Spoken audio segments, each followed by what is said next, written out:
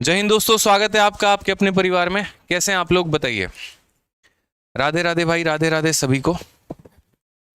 कैसे हैं, मौज में हैं, बढ़िया हैं। गुड इवनिंग भाई। तो आज महाभारत बैच के इस स्पेशल क्लास में आप सभी का तहे दिल से स्वागत है। और आज रेशियो की क्लास नंबर 2 है। रेशियो की क्लास नंबर 1 में हम लोगों ने सारे बेसिक्स बातें जानी थी और जितने टाइप्स हो सकते थे उतना कवर करने की कोशिश की थी।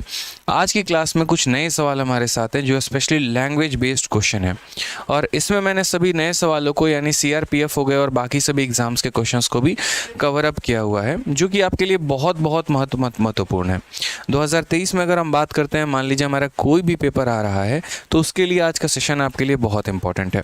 आज के सेशन में आप सीखेंगे कि कैसे सवालों को हवा में उड़ा सकते हैं और कैसे उनके भाषा को भी हम डिकोड कर सकते हैं। तो प्री से लेकर मेंस तक के सभी सवालों को आज हम कवर अप करेंगे मेरे भाई।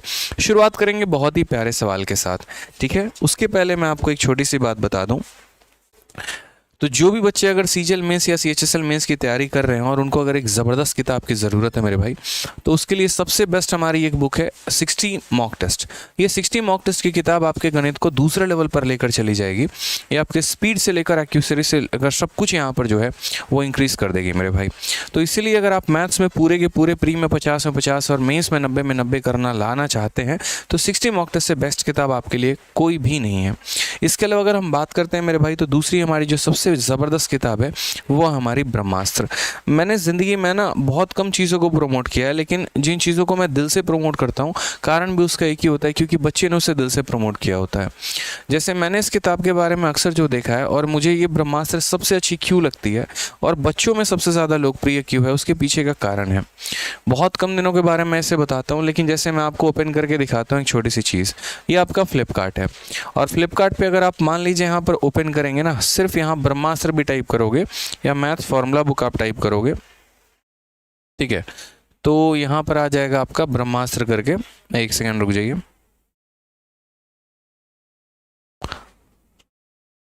ठीक है, तो यहाँ पर एक छोटी सी चीज़ आपको देखने को मिलेगा। जैसे आप ब्रह्मास्त्र मैथ्स फॉर्मूला बुक टाइप करोगे, ये आपकी वो किताब आ जाएगी।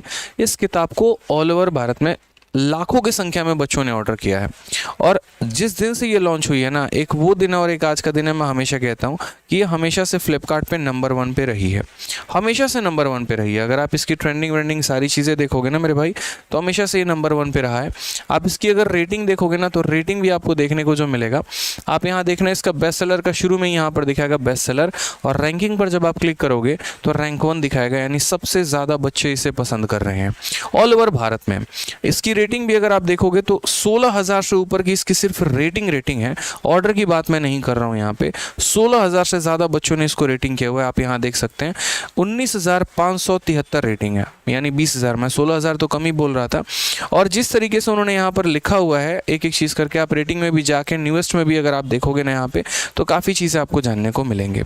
कारण मात्र एक ही है, क्योंकि इसकी रिलेवेंसी, इसका कंटेंट जब आप इस किताब में देखोगे ना, तो बहुत ज़्यादा नहीं दिया, बहुत कम भी नहीं दिया, लेकिन जो दिया वो इतना सटीक दिया है कि पेपर में इससे बाहर कोई क्वेश्चन आता ही नहीं है। इसलिए सबसे बेस्ट किताब हो जाती है। इसलिए मैं लिखा भी है, यदि आप भारत में किसी भी प्रतियोगिता परीक्षा की तैयारी कर रहे हैं, तो यह किताब आपके लिए वाकई में एक ब्रह्मास्त्र साबित होने वाली है। और इसमें गणित के सभी फॉर्मूले एक साथ बाइलिंगुअल भाषा में दिए गए हैं, ना सिर्फ हिंदी ना सिर्फ इंग्लिश, बल्कि दोनों भाषा में बहुत ही शानदार तरीके से दिए गए हैं। और कॉस्ट भी इतनी कम है कि 100 रुपये की किताब, 40 रुपये का डिलीवरी चार्ज, तो 140 रुपये में यह किताब आपको आपके घर तक मिलेगी। आप चाहे फ्लिपकार्ट से ऑर्डर करें, चाहे आप अमेजन से ऑर्डर करें, तो इससे बेस्ट ऑफर और क्या हो सकता है। इसलिए जिन बच्चों के पास ये किताब नहीं, मैं बोलूँगा कि अगर आप किसी भी एग्ज़ाम की तैयारी करते हो ना, किसी भी एग्ज़ाम की तैयारी करते हो, तो आप इस किताब को ज़रूर अपने घर पे मंगाओ। यही कारण है कि दिल्ली सरकार ने भी अपने पाठ्यक्रम में इसको इंक्लूड किया हुआ है, और बच्चों तक अब ये शुरू से 11 12 के बच्चों से ही ये किताब जो है वो वायरल होनी शुरू हो जाएगी, और वहाँ से बच्चे पढ़ना शुरू कर देंगे। तो मंगाइए इस किताब को। इसके अलावा जिन्होंने मेरी पहले की वीडियो नहीं देखी है महाभारत बैच में, तो पहले की भी वीडियोस देखिए, ताकि जो टॉपिक आपके इनकम्प्लीट है वो बहुत प्यार तरीके से, बहुत आसानी तरीके से जो है वो आप कंप्लीट कर पाए मेरे भाई। ठीक है, समझ में आ गया बात यहाँ पे। चलिए आ जाइए। बिल्कुल नहीं, 140 रुपये की किताब और 40 रुपये डिलीवरी नहीं, 140 रुपये के अंदर ही आपको डिलीवरी मिलेगा। ये चीज़ मत सोचो। एक बच्चे ने कहा सर 140, नहीं, आप अगर सही से देखोगे ना, तो यहाँ पर आपको ये जो बुक है, अगर आप बाई नाउ करोगे तो 140 के अंदर ही आ जाएगा। ऐसा मत सोचो। डिलीवरी देखो यहाँ फ्री लिखा हुआ है, डिलीवरी चार्ज नहीं लग रहा है, 140 रुपये में विथ डिलीवरी आपको आपके घर पर मिलेगी। समझे इस बात को यहाँ पर, क्योंकि मैंने कभी ऐसा नहीं सोचा कि बच्चों को ये किताब बहुत कॉस्टली जाए, बहुत महंगी जाए, नहीं, टोटल 140 एक्स्ट्रा कॉस्ट कुछ भी नहीं है। 140 रुपये में ही आपको ये किताब आपके घर पर मिलने वाली है। ठीक है, तो इसलिए जिन्होंने ऑर्डर नहीं किया वो ऑर्डर करें। 100 रुपये की किताब, 40 रुपये की डिलीवरी, घर तक मंगाओ, पढ़ो मेरे भाई। और ऐसा भी नहीं कि लाके इसको रख लेना है, नहीं, पढ़ना है। ठीक है, चलिए तो शुरुआत करते हैं आज के सेशन की। और आज के सेशन में सबसे पहला जो हम टॉपिक स्टार्ट करने वाले हैं वो हमारा होने वाला है इनकम, एक्सपेंडिचर और सेविंग के ऊपर के सवाल। ठीक है, पेपर में बहुत ज़्यादा पूछा जाता है, बहुत प्रचलन में रहता है। तो सबसे पहला क्वेश्चन मैं इसी बार के मेंस के साथ शुरुआत कर रहा हूँ। अप्रैल का महीना है, मार्च में हमारा 2022 मेंस हुआ है और उसी का ये हमारा पहला सवाल। इस सवाल को कुल मिलाकर हम आपको 3 मेथड से बताएंगे। ठीक है, जैसे सबसे पहले यहाँ पढ़िए क्या लिखा है कि 2 कर्मचारियों के आय का अनुपात 7:4 है, उनके व्यय का अनुपात 3:1 है, उनमें से प्रत्येक व्यक्ति 4800 रुपये प्रति माह बचाता है, तो उनके मासिक आय का योग कितना होगा। इन इंग्लिश में बात करें, the ratio of income of 2 employ is 7:4 and the ratio of their expenditure is 3:1। If each of them save 4800 per month then the sum of the monthly income is, यानी यहाँ monthly income हमारा कितना होने वाला है। ठीक है, इसके ऊपर हम बात करते हैं। अब यहाँ सवाल में देखिए क्या है, जैसे क्या होता है कि 2 लोग कमा रहे हैं, उसके बाद वो खर्च भी कर रहे हैं और जो बच जा रहा है वो उनका क्या हो जा रहा है, सेविंग हो जा रहा है। जो बच जा रहा है मेरे भाई वो क्या हो जा रहा है, तो सेविंग हो जा रहा है। तो यहाँ पर इस सवाल को हम रिप्रेजेंट कैसे करेंगे, मैंने कहा 3 मेथड से हम आपको ये बात बताने वाले हैं। ठीक है, ठीक है, समझ में आ गया बात यहाँ पे। तो अब 3 मेथड से हम कैसे बनाएंगे ज़रा वो देखिए। तो सबसे पहले मेरे भाई शुरुआत करते हैं मेथड नंबर 1। मेथड नंबर 1 इस सवाल को सॉल्व करने का क्या होगा वो देखो। तो मेथड नंबर 1 इस सवाल को सॉल्व करेंगे, हम बोलेंगे सर देखो जीवन में इस बात को ध्यान रखो, जो इनकम होता है वो बराबर होता है किसके, एक्सपेंडिचर प्लस सेविंग के। ऐसे सवालों में क्या होता है कि कभी एग्जामिनर सेविंग की वैल्यू देता है, कभी एग्जामिनर जो है वो यहाँ पर एक्सपेंडिचर की वैल्यू देता है। आपको किसके साथ रिलेशन बिठाना है और कैसे बिठाना है वो समझिए। तो आप यहाँ पर बोलेंगे सर देखो 2 लोगों के इनकम का अनुपात कितना था, 7:4। मैंने कहा ना 3 मेथड से बताऊंगा, सब्र रखें, पेशेंस रखें, तीनों मेथड बताऊंगा मैं। तो सबसे पहले इनकम का रेशियो 7:4 है, तो मान लेते हैं ए की इनकम इतनी है और बी की इनकम हमारी कितनी है, इतनी है मेरे भाई। उसके बाद इनमें से क्या माइनस करना होता है, तो इनमें से जो वैल्यू दी गई होती है वो माइनस करना होता है। अगर वो वैल्यू सेविंग की है तो उसे माइनस करो, या अगर वो वैल्यू एक्सपेंडिचर की है तो उसे माइनस करो। क्वेश्चन में कहा गया है कि दोनों के दोनों 4800 रुपये पर मंथ सेव कर रहे हैं। अगर पर मंथ की सेविंग 4800 है तो मेरे भाई इनकम में से देखो, इनकम में से सेविंग को घटा दो, इनकम में से सेविंग को घटा दो तो क्या आ जाएगा, एक्सपेंडिचर। तो ये इसका इनकम है, इसमें से मेरे भाई इसके सेविंग को आप माइनस कर दीजिए और यहाँ पर इसके में से इसके सेविंग को आप माइनस कर दीजिए, तो आपको क्या मिल जाएगा, आपको एक्सपेंडिचर मिल जाएगा। और एक्सपेंडिचर का रेशियो हमारा कितना है, तो एक्सपेंडिचर का रेशियो हमारा 3:1 है। कितना है मेरे भाई, व्यय का, तो 3:1 है। अब यहाँ सवाल को देखिए क्रॉस मल्टीप्लिकेशन से, तो 1 × 7 हो जाएगा 7x और 1 × 4800 हमारा हो जाएगा 4800। उसके बाद 3 को 4 से गुना करेंगे तो हो जाएगा 1200 और 3 को गुना करेंगे तो 8 तिरके 24, 4 3 12, 2 14, 14,000 मेरे भाई 400 हो जाएगा।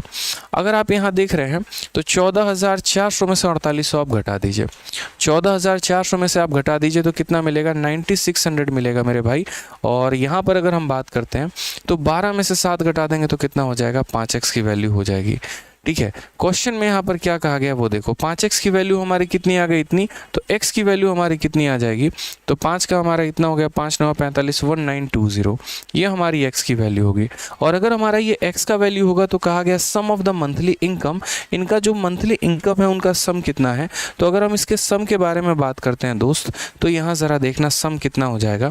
तो बोलोगे सर सम की वैल्यू कितनी है, तो 7 और 4 11, यानी यहाँ पर कितना, तो 1920 को हमें 11 से गुना करना है, तो 11 से गुना कर दीजिए। 11 का ट्रिक भी मैंने आपको बता रखा है, 0 लिख दो, पहले यहाँ 2 लिखो, 2 + 9 11 का 1 मन में 1, 9 1 10 और 11 का 1 मन में 1 और 1 और 1 कितना हो जाएगा 2, 2 1 1 2 0। ऑप्शन नंबर ए जो आएगा वो हमारा क्या आएगा, करेक्ट आंसर आएगा। ठीक है, तो ये जो है हमारा क्या हो गया, तो ये हमारा एक तरीके से मेथड नंबर 1 हो गया, जिसके माध्यम से हम इस सवाल को किए कि पहले हमारा यहाँ इनकम का रेशियो आ गया, उसमें से हमने सेविंग को घटा दिया तो हमारा एक्सपेंडिचर का रेशियो आ चुका है। एक्स की वैल्यू को निकाला और उसके बाद उसका सम मैंने बता दिया। ये उनके लिए था ताकि जो बच्चे जो है यहाँ पर बेसिक समझ सकते हैं वो पहले इस सवाल को समझें कि कहा क्या गया है और उसके बाद तब यहाँ पर जो है हम आगे प्रोसीड करेंगे। ठीक है।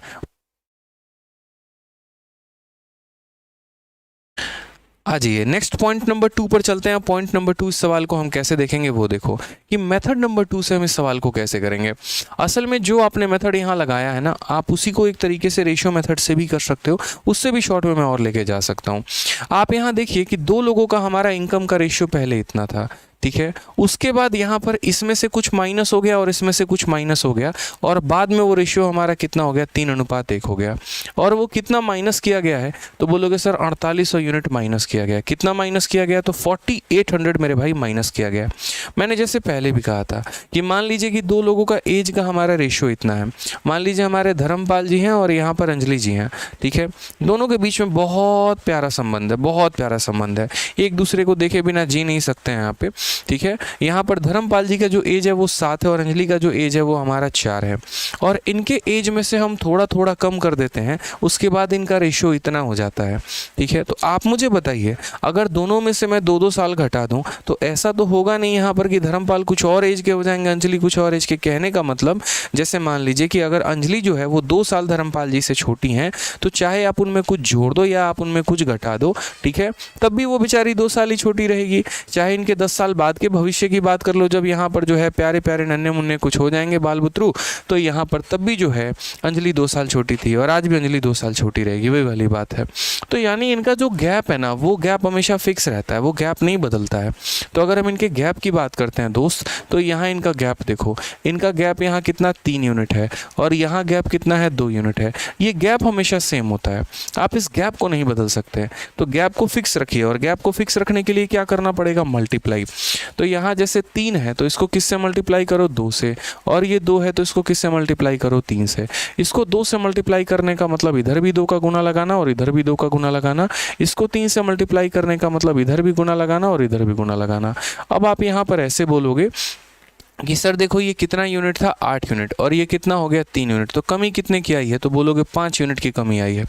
कमी कितने की आई है सर, 5 यूनिट की। यानी यहाँ पर बोलेंगे सर ये 4800 जो है हमारा, ये हमारा क्या है, ये 8 यूनिट से 3 यूनिट पर आ गया, यानी कम कितना हो गया, तो बोलोगे सर ये 5 यूनिट की कमी आ चुकी है। सर कितने यूनिट की कमी आ गई है, 5 यूनिट की। तो यानी वही बात है मेरे भाई यहाँ पर कि ये जो 4800 दिया गया है कितने का मान है, तो 5 का मान है। और मुझसे क्या पूछा गया है, तो मुझसे इन दोनों का सम पूछा गया है, यानी 8 और प्लस यहाँ कितना हो जाएगा 14, ठीक है। कितना हो जाएगा मेरे भाई 8 और यहाँ पर 14, तो 14 और 8 कितना हो जाएगा 22, यानी हमसे 22 का मान पूछा गया है। बहुत ही प्यारा सवाल है दोस्त यहाँ पे। अब चूंकि यहाँ पर देखोगे तो 22 के अंदर 11 आता है, यानी जो भी ऑप्शन होगा वो हमारा 11 से कटेगा। हम 11 का डिविजिबिलिटी चेक कर लेते हैं। 2 + 1 3, 2 + 1 3, यही ऑप्शन जा रहा है। 2 + 1 3, 5 + 1 6, ये नहीं जा रहा है। 2 + 1 3 और यहाँ 2 नहीं जा रहा है। 1 1 2 और यहाँ पर ये 8 5 13, ठीक है। 13 में से हमारा 2 चला गया 11, यानी एक ये ऑप्शन जा रहा है। तो 2 ऑप्शन हमारे जा रहे हैं, एक ऑप्शन नंबर ए जा रहा है, एक ऑप्शन नंबर बी जा रहा है। अब मानो ये 2 ऑप्शन जा रहे हैं तो उसके बाद हम यूनिट डिजिट का कंसेप्ट लगा के तब अपने सवाल का आंसर दे सकते हैं। जैसे हमारे पास अब तय करने के लिए या तो ए है और नहीं तो डी है। अब यहाँ पर अगर जैसे देखेंगे भाई, बहुत ही सिंपल सी बात है, आप समझो इस बात को। अगर मान लो 5 से आप काटते हो तो वही 5 9 45 हो गया, 5 6 30 हो गया इतना। 6 को जब 2 से गुना करोगे तो क्या इनके स्थान पे 2 आएगा, ऑप्शन नंबर ए में ही 2 है, यही हमारा करेक्ट आंसर हो जाएगा, ठीक है। तो उतना मल्टीप्लाई करने की भी आवश्यकता नहीं थी। तो जैसे मैंने कहा इस सवाल को मैं आपको 3 मेथड से बताऊंगा। तो एक तो मेथड नंबर 1 बेसिक था, ये मेथड नंबर 2 मेरा रेशियो मेथड था। अच्छा, ये अप्लीकेबल कहाँ पर होगा मेथड, वहीं पर होगा मेरे भाई जहाँ पर ये डिफरेंस जो रहे वो क्या रहे, सेम रहे। यानी दोनों व्यक्ति 4800 सेव कर रहे हैं। अगर यहाँ ये क्वेश्चन में ये दे दे, एक 4800 सेव कर रहा है, दूसरा 5000 सेव कर रहा है, वहाँ पर ये मेथड फुस हो जाएगा, नहीं लग पाएगा, अप्लाई नहीं कर पाओगे। यहाँ पे मैं पहले ही सभी संभावनाएं बता के चल रहा हूँ ताकि आप ये ना कहो कि सर ने ऐसा ट्रिक बताया जो एक जगह लगता और एक जगह नहीं लगता है। इसलिए वहीं पर काम करेगा जहाँ पर ये गैप क्या रहे, सेम रहे मेरे भाई। अब आ जाइए मेथड नंबर 3। मेथड नंबर जो 3 हो गया वो हमारा हो गया मेरे भाई क्रॉस मल्टीप्लिकेशन। और क्रॉस मल्टीप्लिकेशन के ऊपर जिसने हाथ पांव जमा लिए ना, तो यूँ समझ लो उसकी मौज है। सच बता रहा हूँ मैं, क्रॉस मल्टीप्लिकेशन यहाँ पे फेवरेट मेथड है। और क्रॉस मल्टीप्लिकेशन मल्टीप्लिकेशन कहाँ पर अप्लाई करते हैं ये भी सीखने की आवश्यकता है, समझने की आवश्यकता है। तो जब भी कोई दो लोग किसी रेशियो में रहें और बाद में चल के वो किसी और रेशियो में हो जाते हैं, वहाँ पर हम क्रॉस मल्टीप्लिकेशन का प्रयोग करते हैं। जैसे मान लीजिए कि मैं और आप 5 और 7 के अनुपात में थे, दोनों में से कुछ ना कुछ कम किया गया, चाहे वो बराबर कम किया गया हो या अनइक्वल चेंजेस हो यहाँ पे, और उसके बाद की एक रेशियो आ जाती है ना, तो वहाँ पर हम लगाते हैं क्रॉस मल्टीप्लिकेशन। तो अगर हम बात करते हैं तो जैसे ये लोग पहले किस रेशियो में थे, 7 और 4, बाद में किस रेशियो में आ गए, 3 और 1 मेरे भाई। और यहाँ पर क्या किया गया, तो दोनों में से 4800, जैसे इनकम में से कितना कम किया, 4800 कम कर दिया यहाँ पे, और इसके इनकम में से कितना कम कर दिया, 4800 कम कर दिया, तो जाकर मेरे भाई ये एक्सपेंडिचर आया है। इनकम में से कम किए हो तो एक्सपेंडिचर आया है। ठीक है, आप यहाँ प्लस प्लस भी लिख दोगे तो भी कोई आंसर पर फर्क नहीं आएगा। जब सेम साइन होता है ना, जब अगर दोनों जगह सेम साइन हो तो ये साइन को नहीं लेते हैं, आप ऐसा भी हटा सकते हो, कोई टेंशन की बात, कोई दिक्कत की बात नहीं है। अब यहाँ हम क्रॉस मल्टीप्लिकेशन लगाते हैं। यहाँ पर देखो, यहाँ क्रॉस मल्टीप्लाई का मतलब ऐसे होता है, 4 × 3 12, 7 × 1 7, 12 में से 7 गया तो 12 में से 7 गया तो कितना हो गया, 5 यूनिट। तो यहाँ बोलोगे सर 5 यूनिट, और 5 यूनिट का मान हमारा कितना हो जाएगा, तो 4800 × 3 और 4800 × 1। ठीक है, 4800 × 3 और 4800 × 1, यानी हमारा डिफरेंस जो हो जाएगा वो कितना हो जाएगा, तो 4800 के 3 गुने में से 4800 का 1 गुना घटाना है, यानी 4800 का मेरे भाई 2 गुना हो जाएगा। ठीक है, यानी 4800 का 2 गुना कितना हो गया, तो बोलोगे सर 4800 का 2 गुना हमारा 9600 हो गया। तो 5 यूनिट का मान कितना आ गया, 9600।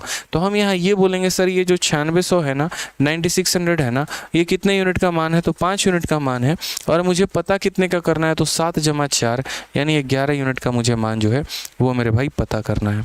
समझ में आ गया बात, यहाँ पे कितने का मान पता करना है, तो 11 यूनिट का जो मान है वो मुझे पता करना है, यही मेरा आंसर हो जाएगा। आप यहाँ पर एक काम करो, डिवाइड कर दो 5 से यहाँ पर एक बार में 1920, और उसके बाद इसे मल्टीप्लाई करोगे तो 21120 हमारा आंसर आ जाएगा। तो कुल मिलाकर इस सवाल के हमने आपको 3 मेथड बताए। सबसे पहला मेथड यहाँ पर, पहले उनका रेशियो क्या था, बाद में उनका रेशियो क्या हो गया, और उसके बाद हमने यहाँ पर जो है वो कितना कितना कम किया था। अगर साइन दोनों के दोनों नेगेटिव रहें या दोनों के दोनों पॉजिटिव रहें तो कोशिश करना दोनों पॉजिटिव में ही कर लेने को। साइन हम तब लेते हैं जब एक पॉजिटिव और दूसरा नेगेटिव रहे। यहाँ पे क्लियर है। आ जाइए, चलिए एक और सवाल हम यहाँ करते हैं। अब यहाँ पर हेड कांस्टेबल मिनिस्टीरियल में सेम क्वेश्चन 23 फरवरी 2023 को पूछा गया। ऐसा ही एक सवाल प्यारा सा, ठीक है, और यहाँ भी सेम तरीका हमें अपनाना है। यहाँ पर अप्लाई करिए, देखिए क्वेश्चन में क्या कहा गया। ठीक है, बिल्कुल, देखिए सवाल में क्या कहा गया, समझिए इस बात को।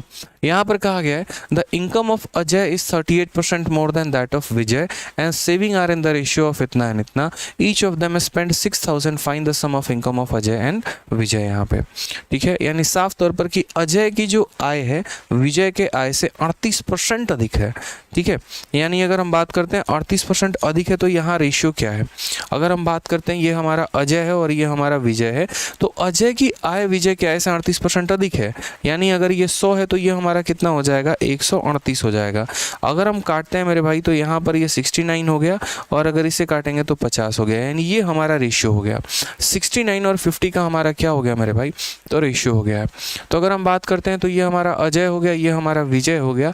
इन दोनों का जो अनुपात है वो कितना है, तो 69 और 50 का हमारा रेशियो है। उसके बाद यहाँ पर क्या कहा गया है, उनका जो बचत है वो 3 और 2 के अनुपात में है। तो यहाँ पर उनका बचत भी लिख दीजिए कि उनका बचत किस अनुपात में है, तो 3 और 2 के अनुपात में है। ठीक है, और साथ में यहाँ पर कहा गया दोनों 6-6 हज़ार रुपये खर्च करते हैं। ठीक है, यानी इनके इनकम में से यहाँ पर ये 6000 को अगर आप माइनस कर देंगे तो ये मिलेगा, और इसके इनकम में से 6000 को माइनस कर दोगे तो मेरे भाई ये मिलेगा। दोनों को माइनस करना है, इसलिए आप साइन नहीं भी लोगे तो काम चलेगा। ऐसा नहीं है कि एक एक्सपेंडिचर को कम कर रहे हो दूसरे को बढ़ा रहे हो, ऐसा नहीं है, दोनों हमारा माइनस ही माइनस हो रहा है। तो आराम से ये मेथड लगा सकते हैं। अब मेरे भाई ज़रा यहाँ देखो, तो बच्चा भी यहाँ रेशियो मेथड का सहारा लेके बता सकता है। क्या बता सकता है, 69 का 2 गुना कितना होता है मेरे भाई, तो 138। और 50 का 3 गुना कितना होता है 150। दोनों का डिफरेंस कितने का होगा तो 12 का, यानी हम डिफरेंस बोलेंगे कितना हो जाएगा सर 12 यूनिट।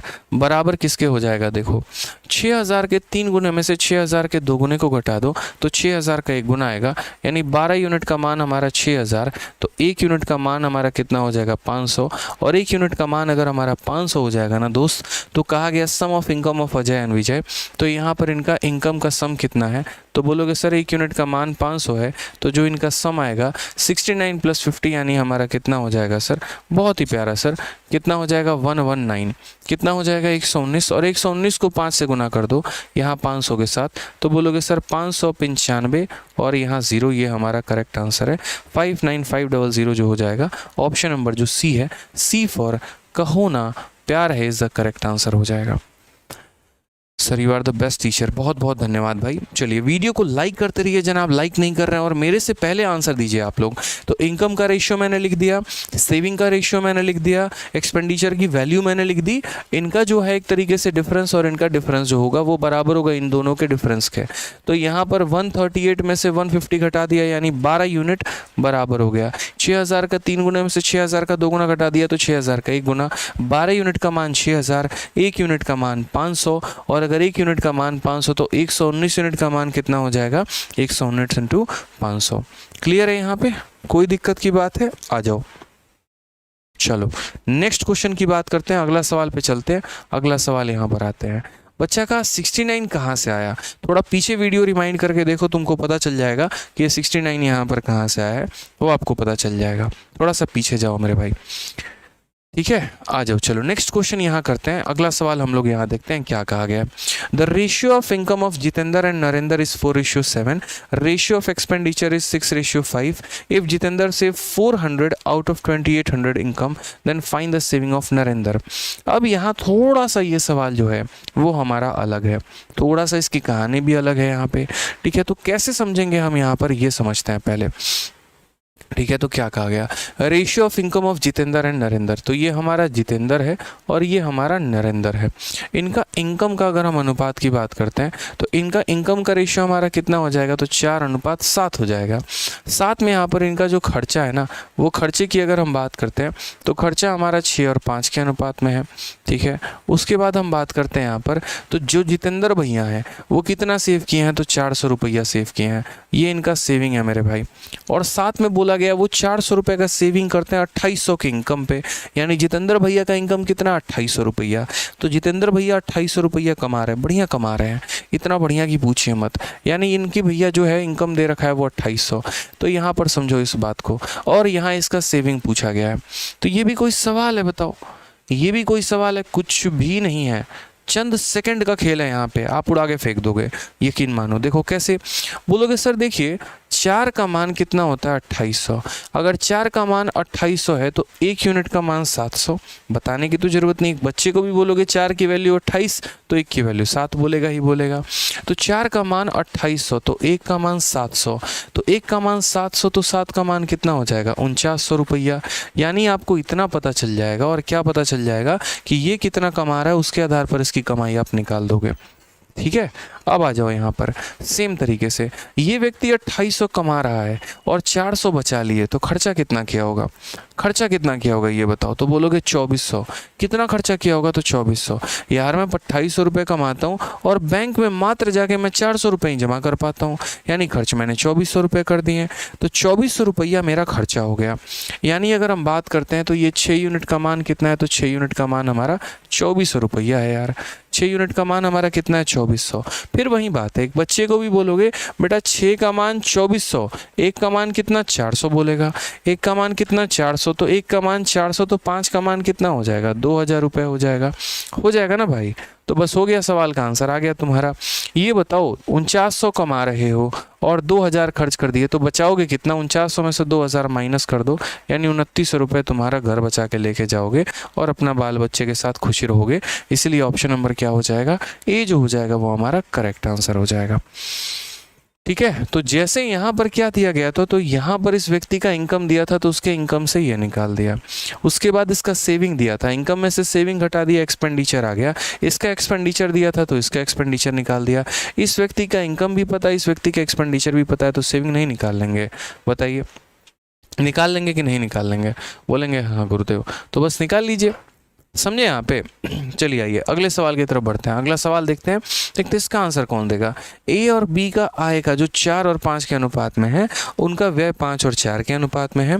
यदि ए 6,000 रुपये बचत करता है और बी 12,000 रुपये की बचत करता है, ए का आय कितना होगा? किसी भी तरीके से आप इस सवाल को बना सकते हैं भाई, किसी भी तरीके से। आप इसमें मेथड 1 लगा लो, आप इसमें मेथड 2 मेरा लगा लो, आप इसमें मेथड 3 क्रॉस मल्टीप्लिकेशन लगा लो, सारे के सारे अप्लाई होंगे। मेथड 2 नहीं होगा क्योंकि यहाँ पर ये वैल्यू अलग अलग है। तो चलिए हम लोग एक काम करते हैं, क्रॉस मल्टीप्लिकेशन का सहारा लेते हैं। इनकम का रेशियो कितना है? 4 और 5 का। तो ये हमारा ए हो गया और ये हमारा बी हो गया। कमा किस अनुपात में रहे हैं? तो 4 और 5 के अनुपात में। फिर कहा गया खर्चा अनुपात में क्या है? तो खर्चा 5 और 4 के अनुपात में करते हैं। और यहाँ पर दोनों का सेविंग दे रखा है। ए का सेविंग हमारा कितना है? तो 6,000 है, और बी का सेविंग कितना है? तो 12,000 है। बस मेरे भाई क्रॉस मल्टीप्लिकेशन लगा लो, मौज है यार। क्रॉस मल्टीप्लिकेशन से बेहतर दुनिया में कोई मेथड ही नहीं है, इस बात को जानिए। तो आप यहाँ बोलेंगे सर देखिए डिफरेंस लेते हैं, 4 × 4 16 और 5 × 5 25। 25 में से 16 घटा देंगे, कितना आ जाएगा सर? 9 यूनिट आ जाएगा। कितना आ जाएगा? 9 यूनिट आ जाएगा। ठीक है। 12,000 को 5 से गुना करेंगे 60,000 हो जाएगा, और 6,000 को 4 से गुना करेंगे 24,000 हो जाएगा। 60,000 में से 24,000 को घटा दीजिए, 36,000 आएगा मेरे भाई। ठीक है। 60,000 में से 24,000 को घटा दीजिए, 36,000 आएगा। तो 9 यूनिट का मान कितना? 9 यूनिट का मान 36,000। और अगर 9 यूनिट का मान 36,000 तो 1 यूनिट का मान कितना? 4,000। और अगर 1 यूनिट का मान 4,000 तो बोला गया what will be the income of A. A कितना कमाएगा? तो ज़रा बताना ये कितना कमा रहा है? 4 यूनिट। एक का मान 4,000 तो 4 का मान कितना हो जाएगा? तो पूरी दुनिया को ये बात पता है सर 1 यूनिट का मान 4,000 तो 4 यूनिट का मान 16,000। यही हमारा करेक्ट ऑप्शन है। कौन सा ऑप्शन है भाई? तो option number D for Devasena. और बाकी डी से चलिए एक प्यारा सा वोकैबुलरी जो है वो वीडियो में बता दीजिए फटाफट। बोलिए सर क्या कह रहे हैं? अच्छा जनसंख्या के बारे में बोले। तो चलिए बहुत बहुत भाई साहब आप लोगों को बधाई हो। आराम से आज जाइएगा घर पे आधा किलो मिठाई लेके, ठीक है, और घर पे हर किसी का मुंह मीठा कराइएगा, अपने पड़ोसियों का भी मुंह मीठा कराइएगा।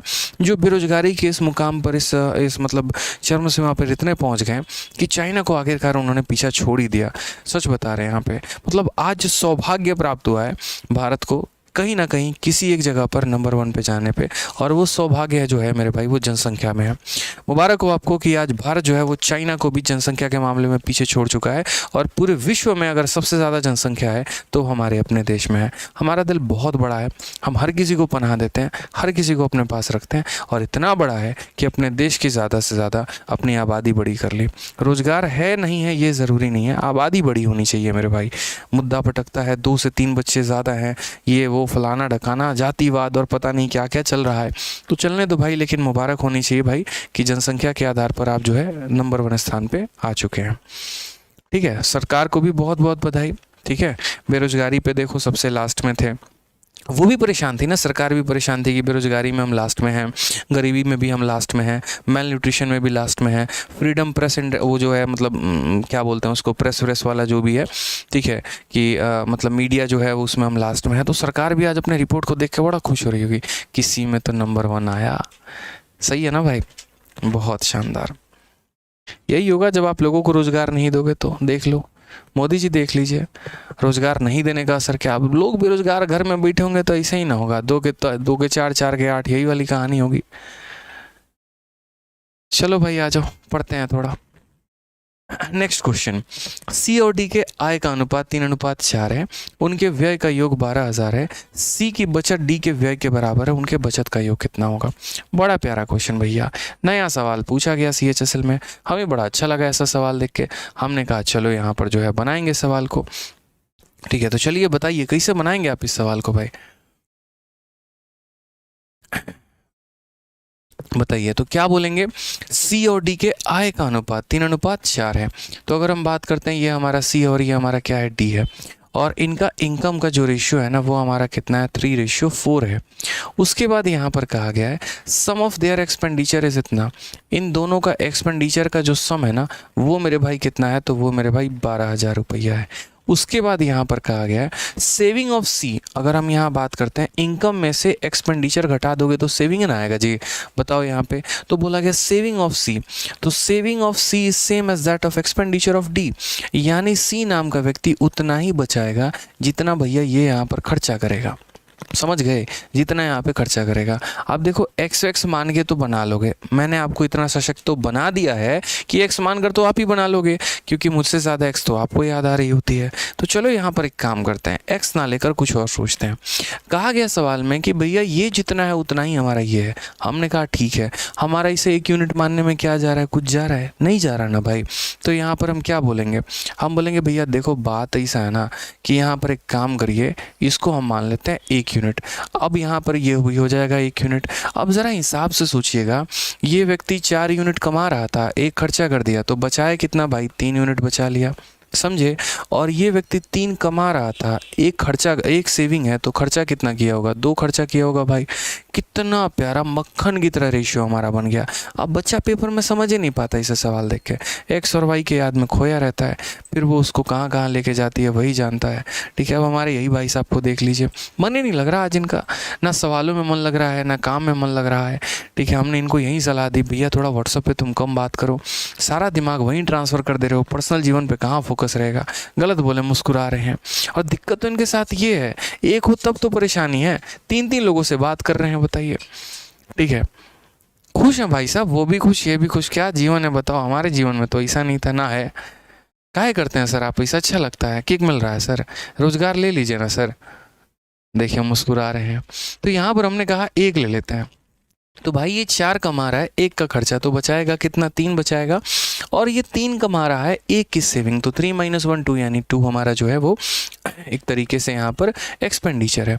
अब हम बात करेंगे तो बोलेंगे सर ये जो 12,000 है ना, ये 12,000 हमारा कितने का मान है, तो 12,000 हमारा 3 यूनिट का मान है। और हमसे पूछा क्या है, सम ऑफ देयर सेविंग, उनका सेविंग का सम कितना होगा।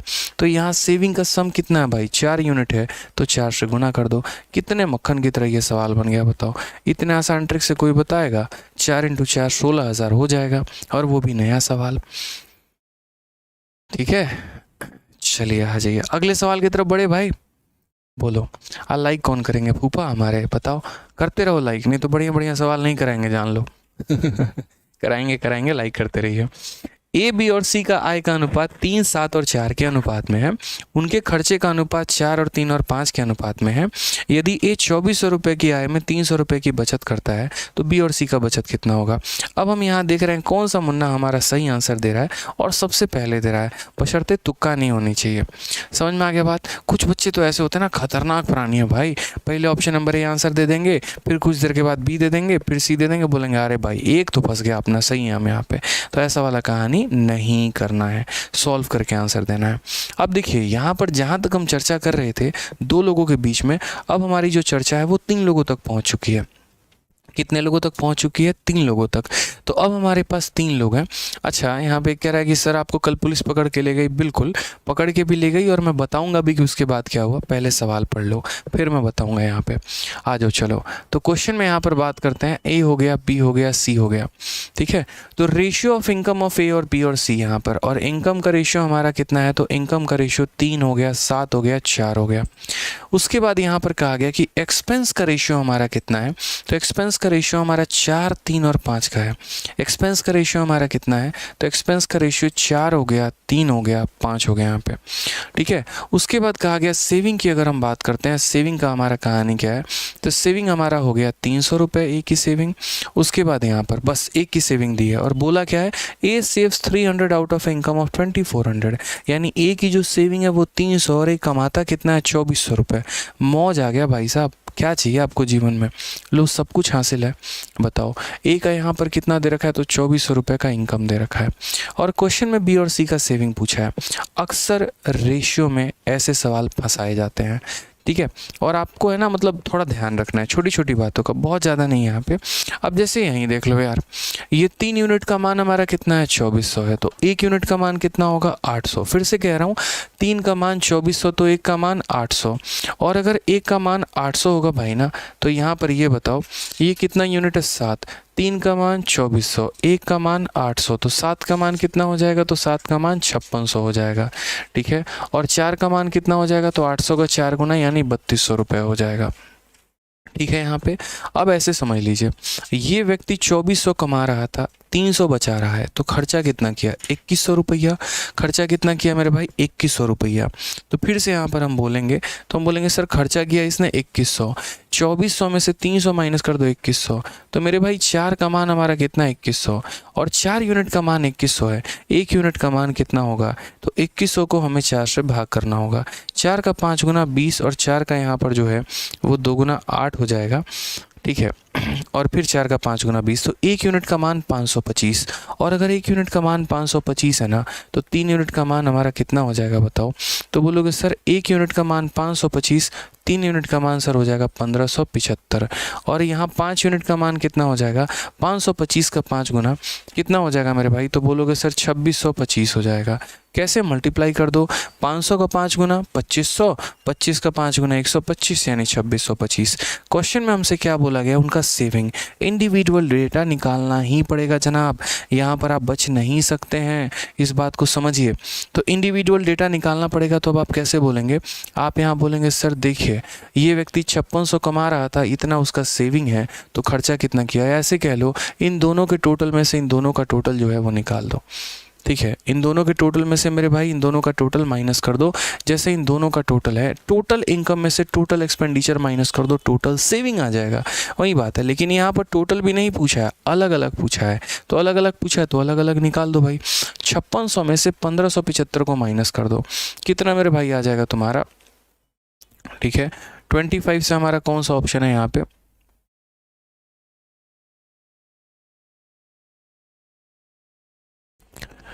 ठीक है, तो कितना हो जाएगा 4025 हो जाएगा। कितना हो जाएगा 4025, कौन सा ऑप्शन है, तो एक ही ऑप्शन है, ऑप्शन नंबर ए जो है वो हमारा आंसर हो जाएगा।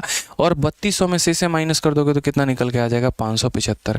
तो ये सवाल थोड़ा सा नया था, थोड़ा ट्रिकी था, बढ़िया सवाल था, हम ऐसा कह सकते हैं।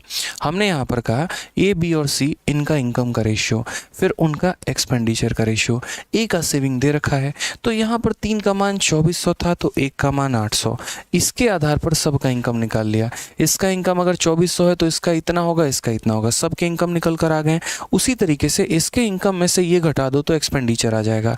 इसका एक्सपेंडिचर मेरे भाई निकल कर आ गया, इसका एक्सपेंडिचर निकल गया तो इन दोनों का भी एक्सपेंडिचर निकाल दो। रह गई बात सेविंग की, इसके इनकम में से इसका एक्सपेंडिचर निकाल दो सेविंग, इसके इनकम में से इसका एक्सपेंडिचर निकाल दो सेविंग यहाँ पे। ठीक है। तो यहाँ पर ऐसा नहीं है,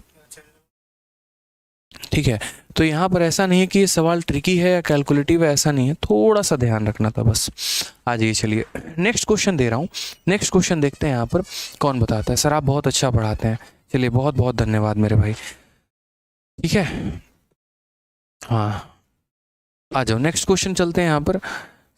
सर आपको पुलिस क्यों अरेस्टेड, क्या लिखा है, अरेस्टेड किया था। देखो एक छोटी सी बात बताते हैं, पता है क्या है, एक बात है ना, मैंने अपने टीचिंग करियर में, जब मैंने अपना स्टार्ट किया था ना टीचिंग करियर, तभी मैंने एक चीज़ अपने लाइफ में ठान लिया था, और मैं हमेशा ये बात बोलता भी हूँ कि हमने अपना भविष्य बना लिया, जहाँ तक जाना था, अपनी जो इच्छा थी एक नौकरी पाने की, चाहे वो छोटी थी बड़ी थी क्या थी, दुनिया की नज़रों में जो भी है, मेरे नज़रों में मेरा सपना था जिसको मैंने पूरा कर लिया।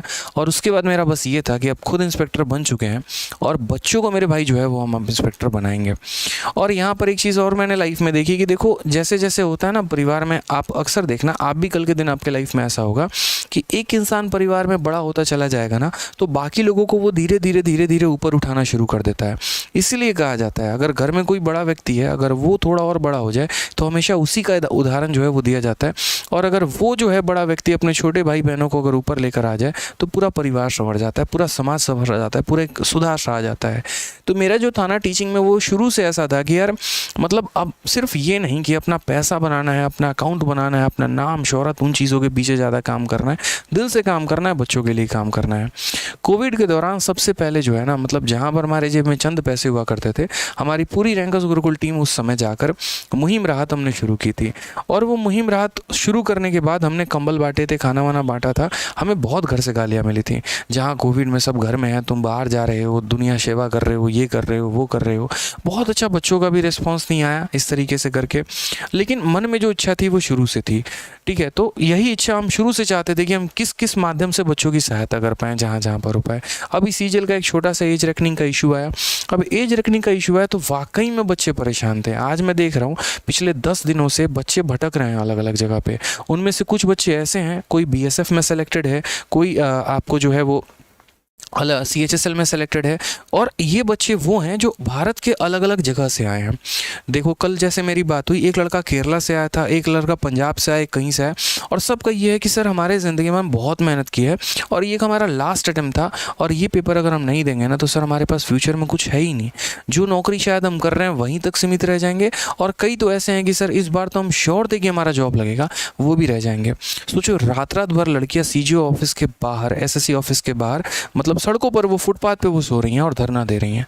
तो मुझे लगा यार कि ठीक है, एक आखिरी मौका इनको मिलना चाहिए, और यहाँ पर अगर मेरी तरफ से जो सपोर्ट हो पाएगा वो मैं करूँगा।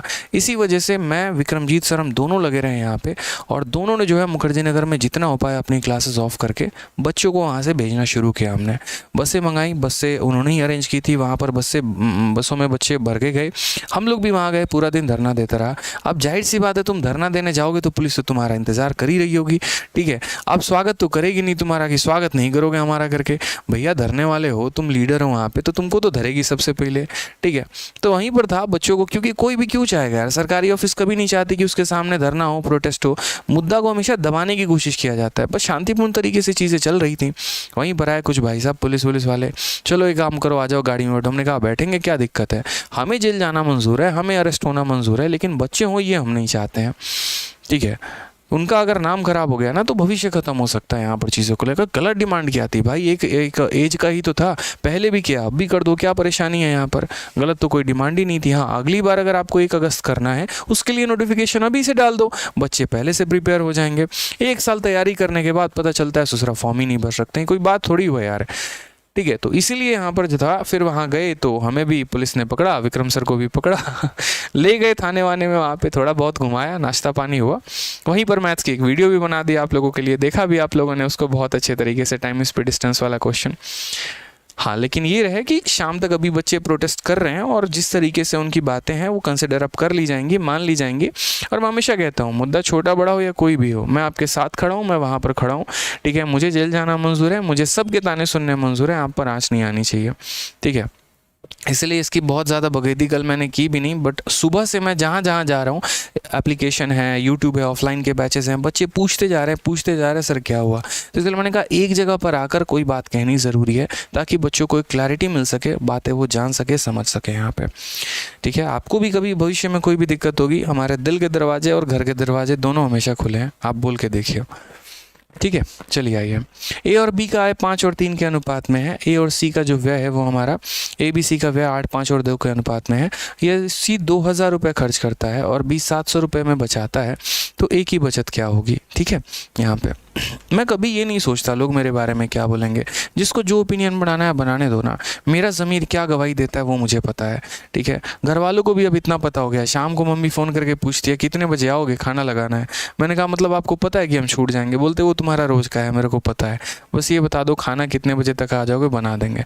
हमने कहा सही है यार, मतलब क्योंकि अब ये जीवन है ना यार, आप लोगों के लिए न्यौछावर कर दिया तो कर दिया भाई, बस कर दिया तो कर दिया, इतना जान लो, अपना बाद में देख लेंगे। चलो, तो income of A and B are in the ratio 5 थी। यहाँ पर ये इनके इनकम की बात की गई है, फिर उसके बाद उनके एक्सपेंडिचर की बात की गई है यहाँ पर कि 8 हो गया, 5 हो गया और यहाँ 2 हो गया। ठीक है, और यहाँ पर हो गया हमारा सेविंग। क्वेश्चन में यहाँ क्या कहा है, सी स्पेंड 2000। यहाँ पर सी का भैया जो है ना खर्चा दे दिया है, और खर्चा कितना दे दिया, 2000 रुपया, यानी यहीं 2 का मान हमारा कितना है, तो यहीं 2 का मान हमारा 2000 है। और हमसे कहा गया बी की जो सेविंग है वो 700 है, बी की जो सेविंग है वो हमारी कितनी है, 700 है। तो यहाँ पर बताओ ए की सेविंग हमारी कितनी होगी। बड़ा प्यारा क्वेश्चन है, मतलब हमेशा जो है ये मेरा फेवरेट बना रहता है। ठीक है, कभी भी इस बात को ध्यान रखना, उस डेटा से रिलेशन निकाल पाओगे जिसके कम से कम 2 वैल्यू दिए गए हों। जैसे यहाँ पर देखोगे ना, इसका मात्र एक वैल्यू दिया है, तो सी से आप कुछ भी नहीं कर पाओगे, ठीक है। यानी आप उस व्यक्ति को पकड़ो जिसके कम से कम 2 मान दिए गए हैं, ठीक है। तो हमने यहाँ पर कहा जैसे 2 का मान कितना है 2000, तो 2 का मान 2000 है, तो 5 का मान हमारा कितना हो जाएगा 5000 हो जाएगा। सीधी सी बात है यार, 2 यूनिट का मान 2000 है, तो 5 यूनिट का मान कितना हो जाएगा 5000 हो जाएगा। 8 यूनिट का मान कितना हो जाएगा, तो 8000 हो जाएगा यहाँ पे, ठीक है। अब अगर हम बात करते हैं यहाँ पर, तो समझना ये बी नाम का व्यक्ति है, ये खर्चा कितना कर रहा है, तो बोलोगे 5000, बचाता कितना है 700, तो मेरे भाई यहाँ पर इसकी इनकम कितनी होगी 5700 रुपये होगी। यार 5000 खर्च कर दिए, 700 बचाया, तो यानी 5000 खर्चा किया, 700 बचाया, तो कमाता कितना होगा 5700 रुपये कमाता होगा। 5700 उसकी अर्निंग होगी। अब ये 5700 ये किसकी अर्निंग है मेरे भाई, तो बोलोगे सर ये बी की कमाई है, बहुत मोटा पैसा छापता है बी सर, ठीक है। यहाँ पर 5700 रुपये, और यहाँ पर क्या बोलेंगे, तो बी की अर्निंग हमारी 5700 है, कितनी है मेरे भाई, तो 5700 है। तो 3 का मान 5700, 3 का मान 5700, तो 1 का मान 1900। भाई थोड़ा थोड़ा है ना, प्लीज़ रिक्वेस्ट है मेरी कि यहाँ पर थोड़ा थोड़ा जो है अपने मैथ्स को कैलकुलेशन को इम्प्रूव करो। 3 का मान 5700, तो 1 का मान कितना हो जाएगा 1900, और 1 का मान 1900 हो जाएगा, तो 5 का मान कितना हो जाएगा 9500 हो जाएगा। अब ए की कमाई 9500, ए का खर्चा 8000, तो 9500 में से 8000 माइनस कर दो, तो सेविंग कितना आ जाएगा 1500 आ जाएगा। यानी करेक्ट आंसर कितना है, तो 1500 है। Option number A is the correct answer. थोड़ा लाइक वाइक करते रहिए जनाब यहाँ पे, ठीक है। समझ में आ गया बात, यहाँ पे क्लियर है ये बात। चलिए आ जाइए नेक्स्ट क्वेश्चन।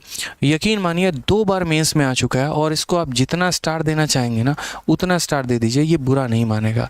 2018 मेंस आया है, 2019 मेंस आया है, 20 को छोड़ के फिर 21 में आया है। लगातार 3 सालों से ये सवाल मेंस में आ रहा है, और सेशन के शुरुआत में ही मैंने कहा था कि आज की क्लास हमारी प्री प्लस मेंस दोनों लेवल की होने वाली है, और 0 से स्टार्ट करके आपको शिखर तक लेकर जाएंगे, और सारी बातें आपको समझाएंगे, साथ में उनकी जो ट्रिक्स होंगे वो सारी बातें हम बताएंगे।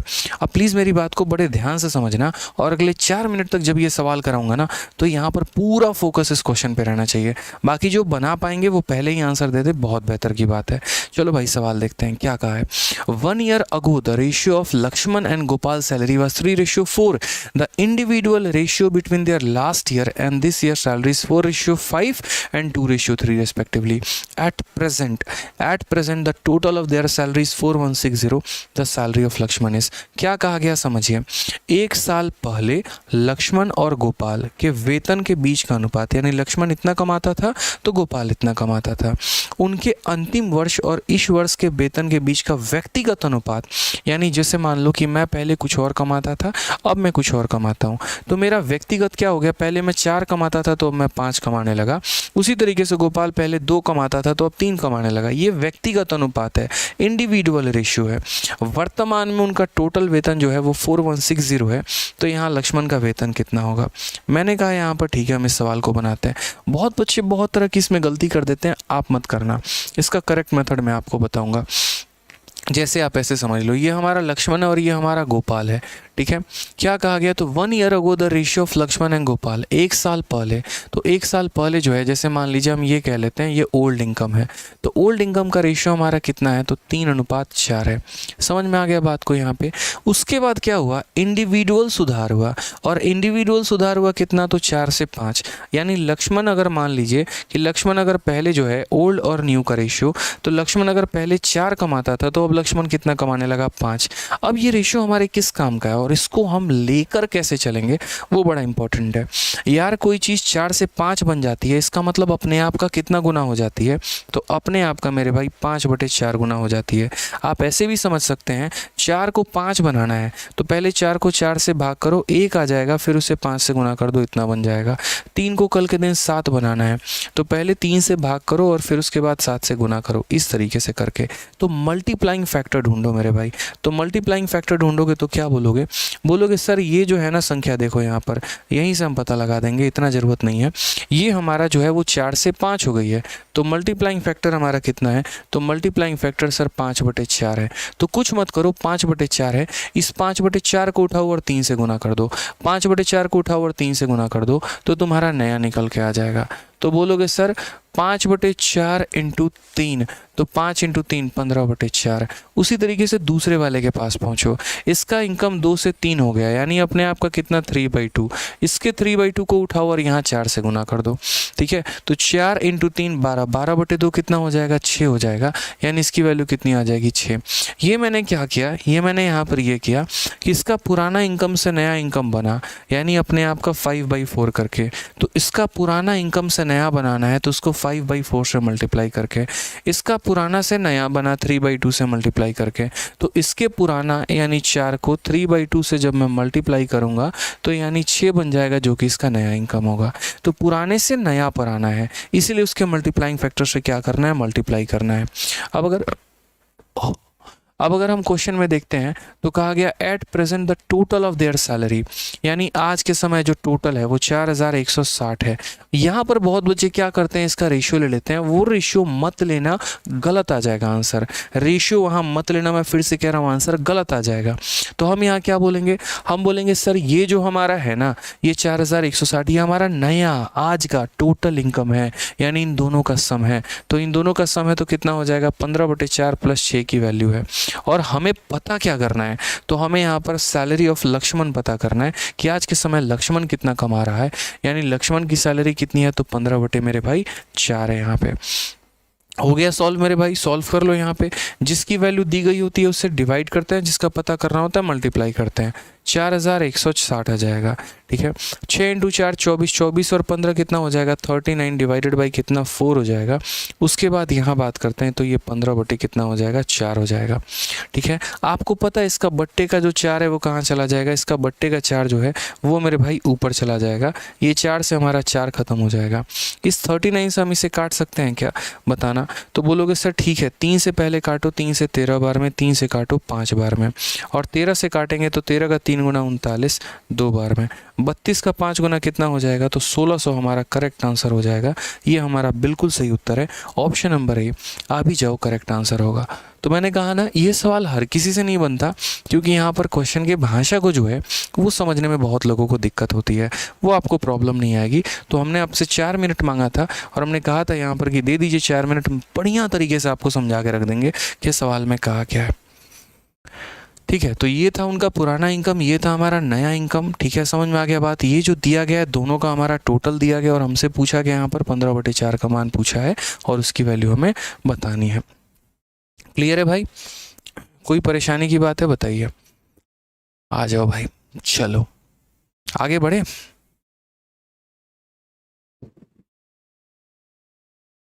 काफ़ी बच्चे अलग अलग कमेंट कर रहे हैं। एक बच्चा जो है वो ये कमेंट कर रहा है कि क्या है, सर मैं न्यू स्टूडेंट हूँ आपकी क्लास में, यूपीएससी 2021 की फ़ाइनल मेरिट लिस्ट से बाहर हूँ, मैं बहुत परेशान हूँ, पता नहीं सिलेक्शन होगा या नहीं, प्लीज़ सजेस्ट। यूपीएसआई 2021 के फाइनल मेरिट से बाहर हूँ, परेशान हूँ। देखो एक छोटी सी बात बोलूँगा कि जीवन में अगर कहीं पर असफलता मिलती है ना, तो इसका मतलब ये नहीं है कि आप नालायक और निकम्मे हो, और इसका मतलब ये भी नहीं है कि आप जीवन में कुछ नहीं कर सकते। वो असफलता जो है वो सफलता की पहली सीढ़ी है। अगर हम बात करते हैं यहाँ पर कि जिसने बल्ब का आविष्कार किया था ना, तो ऐसा नहीं था यहाँ पर कि उसने पहली बार ही आविष्कार किया और यहाँ पर जो है वो बल्ब हो गया, ठीक है। यहाँ पर मतलब बल्ब का आविष्कार हो गया।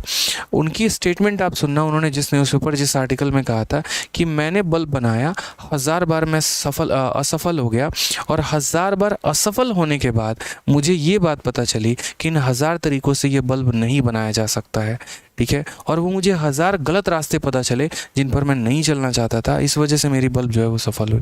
तो छोटी छोटी बात जीवन को इंसान में ध्यान रखनी होती हैं। कहीं पर अगर आप असफल होते हैं तो उससे गलतियाँ सीखने को मिलती हैं, ताकि उन गलतियों को सुधार कर अगला कदम आप और बेहतर ले सकें, ठीक है। मैंने यूपीएसआई पढ़ा, क्या पता वो यूपीएससी भी हो सकता है आपके लाइफ में, ठीक है। और जो इंसान मतलब भगवान आपके लिए बेहतर सोच के बैठा है, यार इतना मत सोचो, यकीन मानो मैं बता रहा हूँ आपको, आपकी किस्मत में इससे बहुत कुछ बेहतर लिखा हुआ है। बस दिक्कत यहाँ पर ये है आपके साथ कि आप इसी में मतलब खुश होना चाह रहे हो, इसी में संतुष्ट होना चाह रहे हो। मत हो भाई, मेहनत जो है अपनी करते रहो, लगन अपनी लगाते रहो, ताकत अपनी झोंकते रहो। आप किसी से कम नहीं हो, इतना जान लो बस, बाकी ऊपर वाले पे छोड़ देना, वो देख लेगा, ठीक है। आ जाओ, ये क्वेश्चन देखो, एक नया क्वेश्चन मेरे सामने सीआरपीएफ हेड कांस्टेबल में, आज के पहले ऐसा क्वेश्चन पेपर में देखने को नहीं मिला। अब इस सवाल की अगर हम बात करते हैं तो p की value 2x upon Y plus Z है और कहा गया कि इस इक्वेशन में x, y और z सारे के सारे पॉजिटिव हैं। अब यहाँ पर कौन सा केस हमेशा p को कम करेगा? ठीक है, मैं आपको एक छोटी सी बात कहता हूँ। मैं आपसे ये कह रहा हूँ कि मान लो p नाम का इक्वेशन मात्र इतना है कि a अपॉन बी, मुझे है ना इस p को कम करना है। अब इस p को कम करना है तो मुझे क्या करना होगा? मेरे पास दो तरीके हैं। कोई अगर ये बोलेगा ना सर a को कम कर दो, कोई अगर ये बोलेगा सर a को बढ़ा दो। मेरे भाई ये बाद का बात है, मैं फिर से कह रहा हूँ ये बाद की बात है, इसको बाद में देखेंगे। सबसे पहला बात यहाँ पर b को आप जितना बड़ा बनाता जाओगे ना, p बेचारा उतना कम होता चला जाएगा। इस बात को आप पहले ध्यान में रख लो, माइंड में रख लो, फिक्स कर लो मेरे भाई, कि हम डिनोमिनेटर को एग्जाम्पल के तौर पे जैसे मानो कोई संख्या है, अगर मानो 2 को मुझे भाग करना है 1 से और 2 को मुझे भाग करना है मान लो यहाँ पर जो है वो 10 से। अब 2 जब 1 से भाग होगा तो आंसर 2 आएगा और 2 जब 10 से भाग होगा तो आंसर 0.2 आएगा। बताओ ये बड़ा है ये बड़ा है? ठीक है, जाहिर सी बात है ये बड़ा है। तो नीचे छोटी संख्या रहती है वैल्यू बड़ा आता है और नीचे बड़ी संख्या रहती है तो वैल्यू छोटा आता है। यानी कभी भी किसी भी फ्रैक्शन में अगर इसको आपको छोटा बनाना है तो डिनोमिनेटर को बड़ा बनाने की कोशिश करिए, यानी y और z को बड़ा बनाइए। यानी पहला ऑप्शन तो हमारा वो सही होगा जहाँ पर y और z को बड़ा करने की बात की जा रही होगी और उसके बाद x को और कम करते जाइए। पता चले आप इसको भी बड़ा बना रहे हैं उसको भी बड़ा बना रहे हैं, नहीं, तो नीचे वालों का कम होना ज़रूरी है और नीचे वालों का बढ़ना ज़रूरी है, ऊपर वाले का कम होना ज़रूरी है। यानी अगर हम बात करेंगे तो ये वैल्यू डिक्रीज़ होगी मेरे भाई और ये दोनों हमारे क्या होंगे तो इंक्रीज़ होंगे, तब जाकर मामला सेट होगा। अब ज़रा हम ऑप्शन में एक बार देखते हैं कौन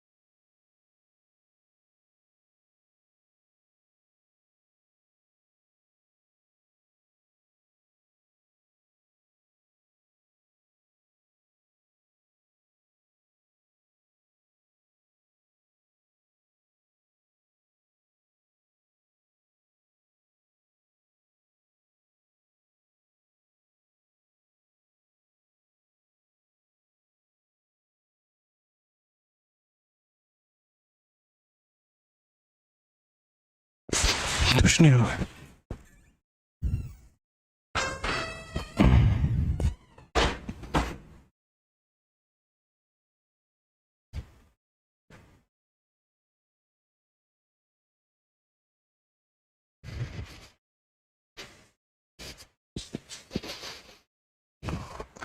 चलो भाई, तो थोड़ा सा साउंड का इशू था, बैटरी चला गया, कोई बात नहीं, हम यहीं पर हैं, परेशान मत होइए आप।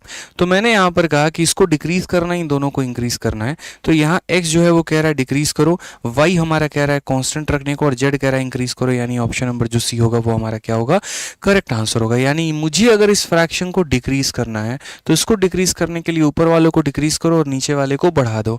और एक ही ऑप्शन ऐसा है जो ये कह रहा है कि x को डिक्रीज करिए, y को बेचारा कांस्टेंट रखिए, कोई दिक्कत नहीं है, कॉन्स्टेंट रह जाएगा, क्या फर्क पड़ता है, कोई फर्क नहीं पड़ता है। हाँ, z जो हो जा रहे हैं वो हमारा डिक्रीज होना चाहिए, मतलब इंक्रीज। तो ऊपर वाला कम और नीचे वाला बड़ा, यानी यही एक ऑप्शन है जो हमारा इस बात को सेटिस्फाई कर रहा है। आ जाइए नेक्स्ट क्वेश्चन की तरफ बढ़ते हैं। आगे अगला सवाल देखते हैं क्या कहा है। दबा के लाइक करो मेरे भाई, ठीक है। आ जाओ चलो। यदि किसी कारखाने में श्रमिकों की संख्या 15 और 11 के अनुपात में श्रमिकों की संख्या में 15 और 11 में कमी हो जाती है और उनके वेतन में वृद्धि जो है वो 22 से 25 हो जाती है, तो वह अनुपात ज्ञात करिए जिसके द्वारा श्रमिकों की कुल मजदूरी को घटाया जाना चाहिए। बड़ा प्यारा क्वेश्चन। रेशियो का ऐसा भी क्वेश्चन आपके पेपर में ज्यादा पूछा जाता है कि if there is a reduction in the number of worker in a factory from 15 to 11, यानी वर्कर की संख्या को क्या कर दिया गया, तो 15 से 11 कर दिया गया। ये मेरे भाई वर्कर की यहाँ पर क्या हो गई, तो वर्कर में रिडक्शन हो गया कि 15 से यहाँ पर 11 हो गई, ठीक है। उसके बाद यहाँ कहा गया कि इंक्रीमेंट इन वेजेस, अगर हम यहाँ तनख्वाह की बात करते हैं, ये हमारा क्या हो गया, वर्कर की संख्या, ये हमारा क्या हो गया मेरे भाई, नंबर ऑफ वर्कर्स, ठीक है। उसके बाद यहाँ पर अगर हम वेज की बात करेंगे, तो वेज की बात करेंगे तो वेज हमारा क्या हो जाएगा, वेज का रेशियो हमारा 22 से लेकर यहाँ 25 हो जाएगा। कितना हो जाएगा, 25 हो जाएगा। यानी संख्या मैंने कम कर दी, तनख्वाह मैंने बढ़ा दी। उसके बाद असर क्या हुआ, then the ratio by which total wages of the worker should be decrease. Total wages पर क्या प्रभाव पड़ा, सिंपल सा आसान काम है मेरे भाई कि यहाँ टोटल पर क्या प्रभाव पड़ेगा। तो ऐसे समझ लो, पहले एक वर्कर था और उसकी सैलरी 2 रुपए थी, यानी कमाई कितना होता था, 2 रुपए। टोटल पर कैसे प्रभाव का पता चलेगा, तो हम यहाँ बोलेंगे सर 15 वर्कर थे, हर कोई 22 कमाता था, तो पहले की कमाई कितनी थी, 15 × 22, और अब की हमारी कमाई क्या है, 11 वर्कर है, हर कोई 25 कमा रहा है, तो ये हमारी अब की कमाई हो जाएगी, ठीक है। अब अगर यहाँ हम बात करते हैं मेरे भाई, तो कैसे होगा, क्या होगा ये समझो।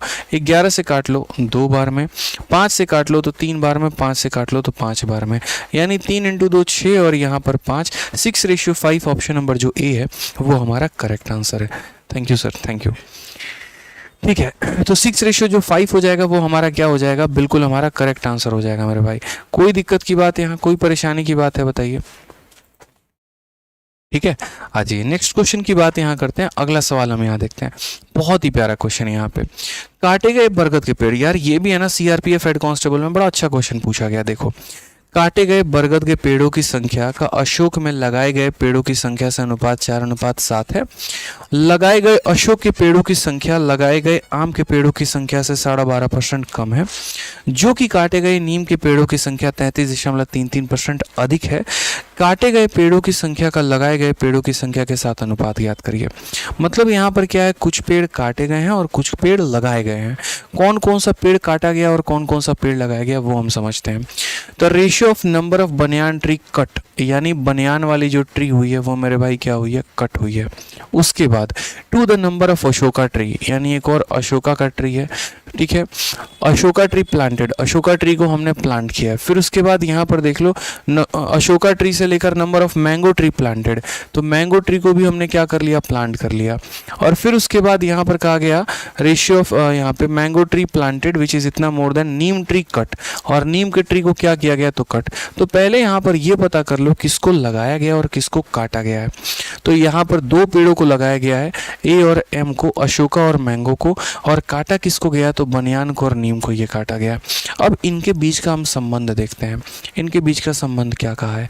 तो इनके बीच का संबंध मेरे भाई कहा है, बनियान ट्री से लेकर अशोका का जो रेशियो है वो 4:7 है।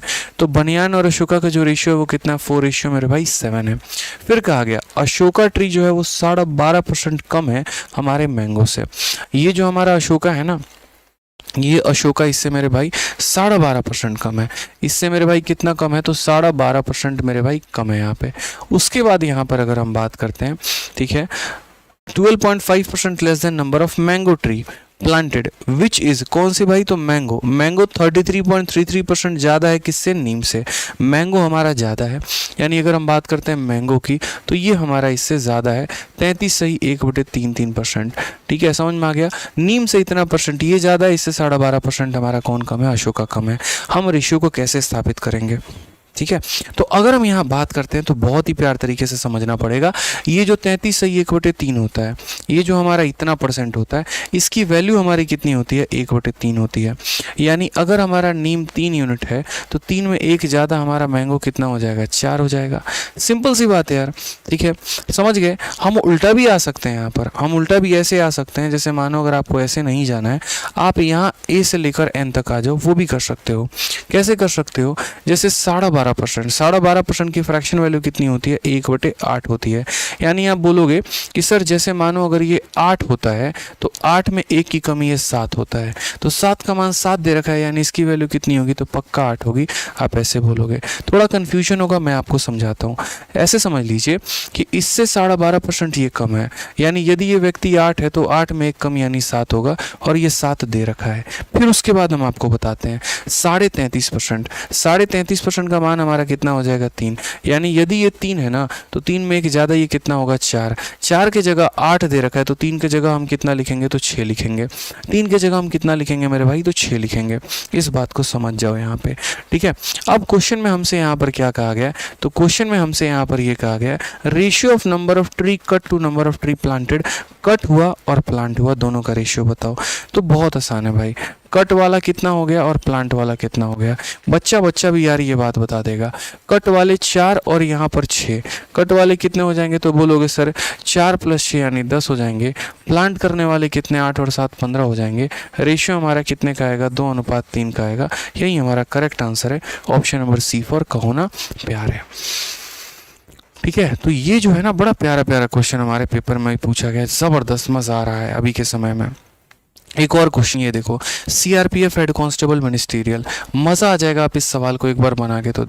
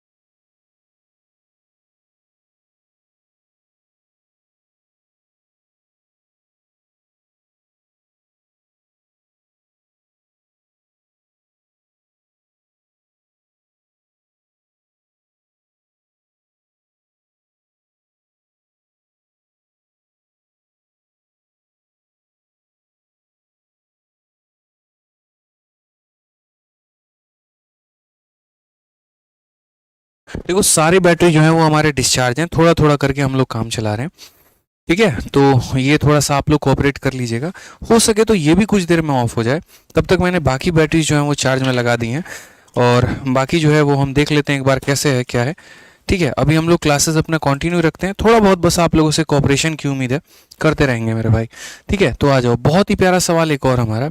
एक थैले में कुछ लाल कांचे हैं, शेष हमारे नीले कांचे हैं।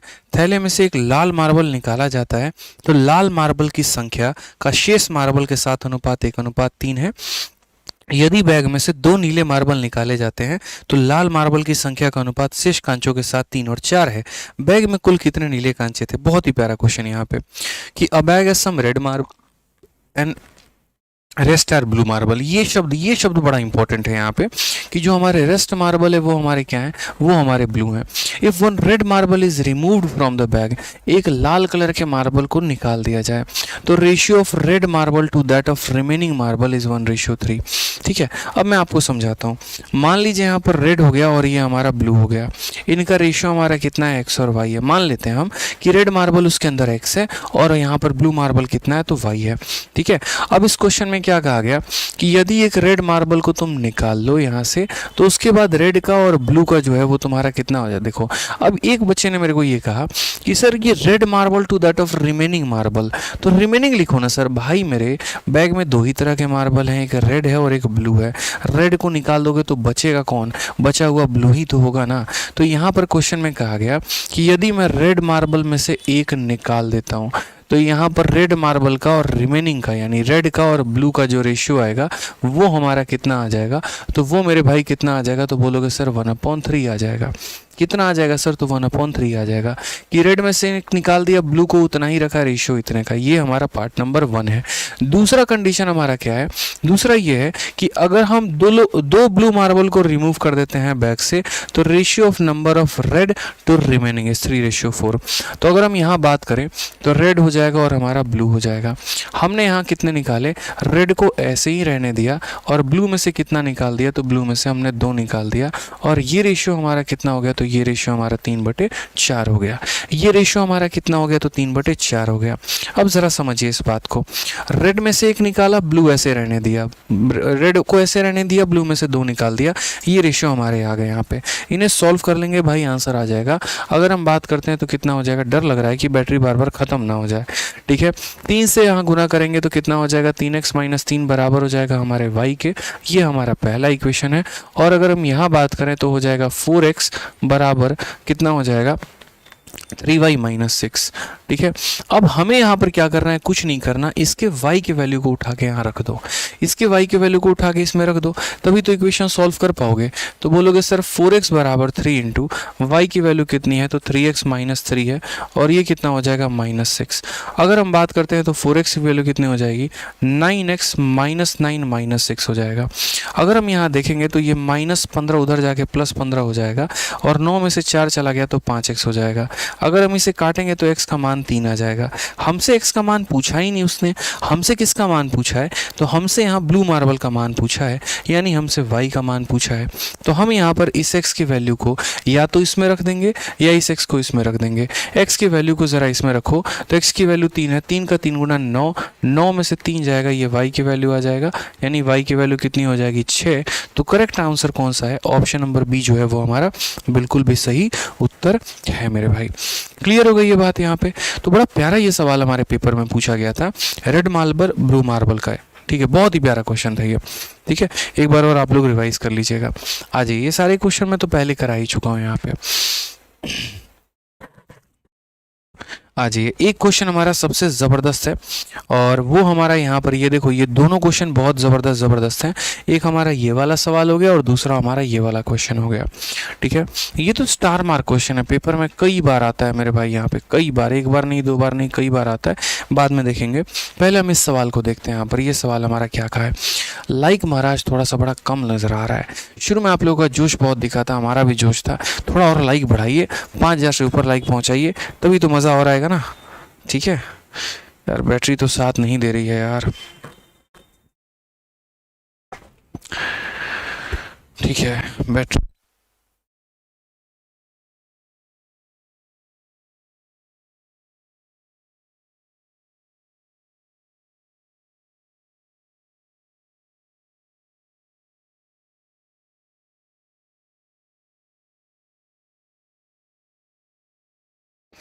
बच्चों, बैटरी जो है वो सारी की सारी हमारी डिस्चार्ज ही है, पता नहीं क्या है।